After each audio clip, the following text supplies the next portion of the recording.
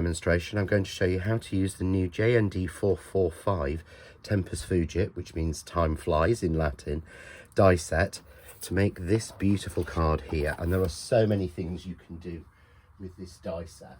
Actually here I've got in a box frame an actual working clock. So this is an actual working clock, so you can see that it's 7:15 in the morning when I'm filming this video. But this die set works absolutely perfectly for making you beautiful cards because the clock is a separate piece, but I'll go through the die with you now. So in the die, and this is a 6-inch die, you get the beautiful outside, which is like an old-fashioned sort of Big Ben style of clock piece, but of course it will work beautifully to make a really stunning frame for other pieces. So you could use that just as a frame and put flowers and things in there, so it's not just as the clock. But you then get a separate outside line. Then you get the clock piece, which means you can cut this into card, or using the 2 dies cut it out of card. You get a beautiful sort of smaller version of this line here, which is what you'd see around clocks, and then a stunning centerpiece which makes beautiful cards on its own.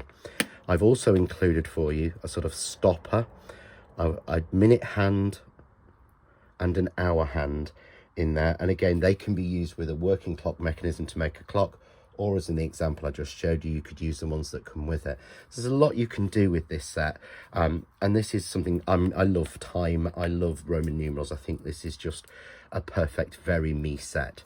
So we're going to start with a piece of craft artist card, and this is from our vintage copper set, and this is the satin card, which is just perfect for it. It's got that beautiful sheen, but it doesn't have that too much of a shine of a gloss card.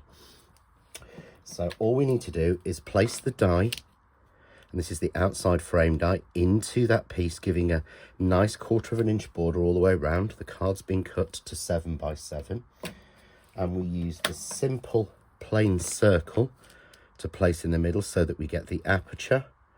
You would then simply tape that down to your die cut, to your card, and you will run that through your die cutting piece. So if we run that through, I'll show you here what we get, and we get that beautiful panel there, all cut and simple.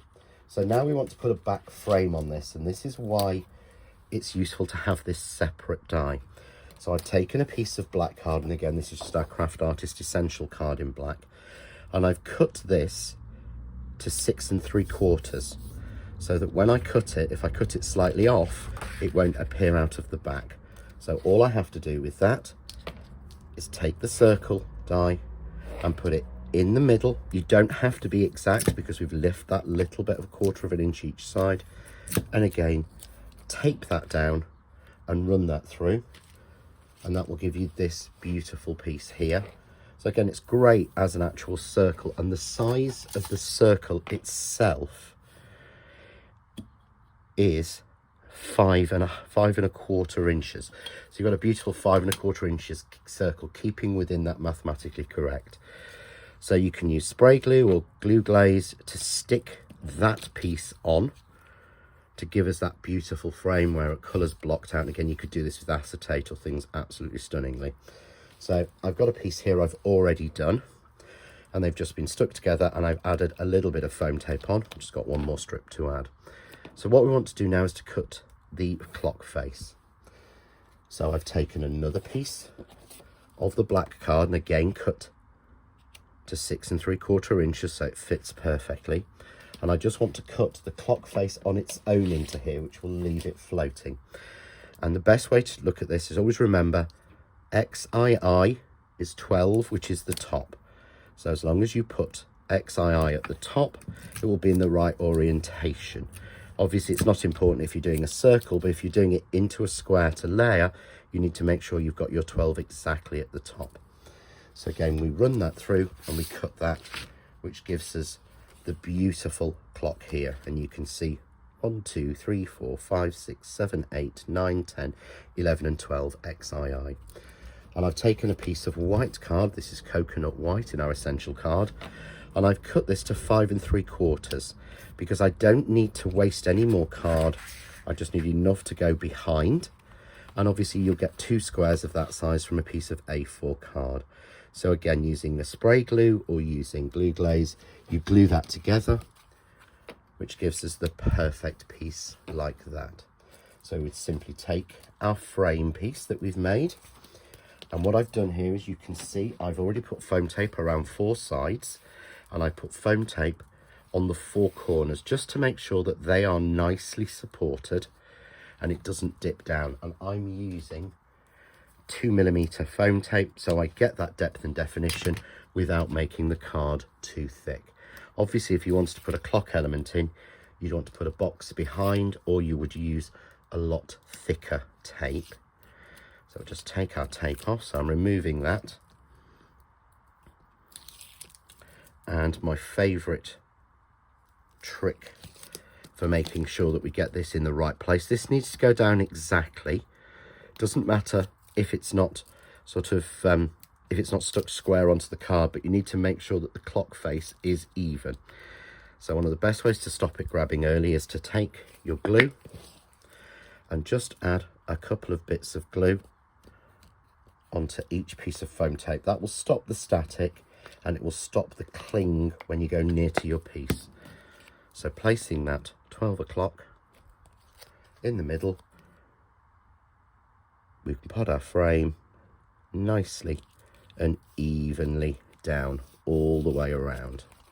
So you can see there we have our beautiful clock face done.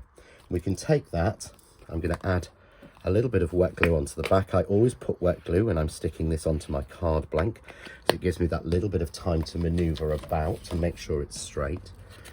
I'm going to pop that onto a card blank. See here, a little bit of black card showing through.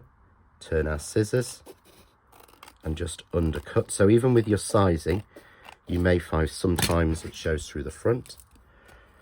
And this is why we do it at this point, so I can see it. And we evenly stick that down. So I've got a matten layer here. So I've cut white at 7 1/4, black at 7 3/8, and more of the copper colour at 7 1/2. And this is onto an 8-inch card blank. And the wet glue means I can just move that round and make sure I've got that beautifully faced. And it looks almost like Big Ben to me. I think it's a beautiful piece. So now we want to start working on the centre. So I'm going to move that to one side. And now I'm going to bring in. So when we actually made our clock, we end up with a perfect circle of the black and a perfect circle of the copper. So to avoid waste, this is what we use for the next pieces in the set. So we want to cut the largest piece. So we go back to our die, our largest outside circle and our sort of dotted lines. And again, take a long piece of tape, pick up your die, pick up your circle, and I put that into the center of this circle, meaning that I have a beautiful frame to use for another project, and I'm reducing my waste. So we will run that through and we'll cut that, and we'll get this beautiful piece here. And we do exactly the same with our very central piece, but this one we're using the copper. So again, piece of tape, pick up that die, allows you to hover over the other circle, and again we put that into the center and we run that through and cut it. And what you'll find is you can load those two pieces together to make a beautiful frame. So when we cut that, we get this piece here. And simply now taking a piece of scrap black from the side of the piece of card and a scrap piece of white, you cut the plain circle for the larger piece in black, in copper, and the plain piece for that section there in the white. So that gives you your two panels. And again, I've got those already cut and glued together. You now need to cut, using another scrap of card, your hands for your clock. So you would simply cut your hands in black and use a scrap piece of copper, again all from the original card, to cut the circle out. So when you do that, you get your circle, your minute hand and your hour hand. So That's all of the pieces that we need to cut to make this clock. So I'm going to move those to one side and we'll bring our clock in. So making sure, and I've made this a top fold because the weight is needed to make that stand proud. If you do it at the side, it won't stand right and it may fall forward. So with our two pieces, again, foam tape added onto there. So here I have my piece of black on my copper. So we're working with the three colours.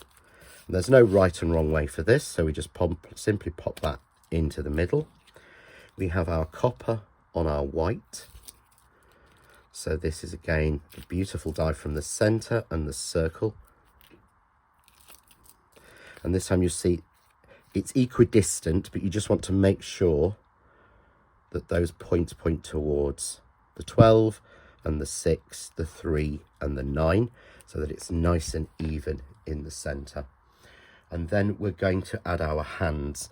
And the easiest way I've found to do this is to take a little piece of foam tape. So I'm just going to take a little piece of foam tape and I'm going to drop that right into the centre. I can then decide on the time that I want. So I think we'll go for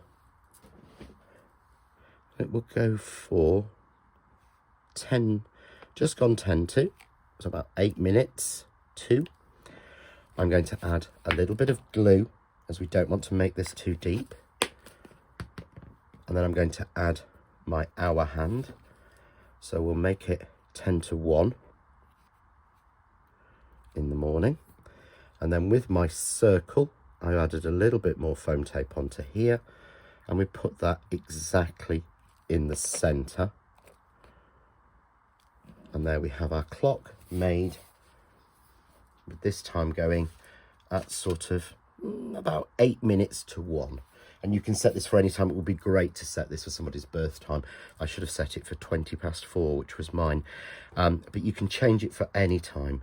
And simply then we would add some of the black stick-on pearls.